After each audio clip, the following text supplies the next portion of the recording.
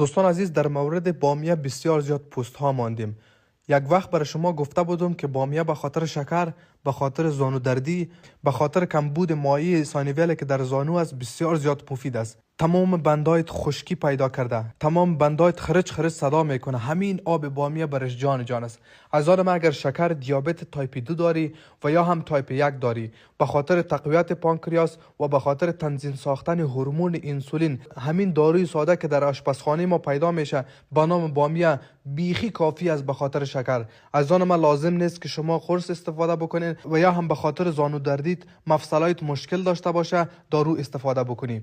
بیاین ما برای شما میگم که آب بامیه را چه رقم استفاده بکنین و چه رقم تهیه بکنین. 3-4 دانه بامیه را میگیرین، تکه تکه میکنین، در یک گلاس آب میندازین، از شب تا به صبح قرار میدین. صبح وقت پوست های بامیش پس میکنین، صرف و صرف امو آبش کافی است. آبش به شکم خالی نوش جان میکنی. کسانی که از حرارت بیش از حد بدن شکایت دارن، بدنشان بیش از حد داغ میه، حرارت کبد و یا جگر دارن، همین بامیه را استفاده بکنه. از آن ما پوست ساده نیست، بسیار زیاد مفید و با ارزش است.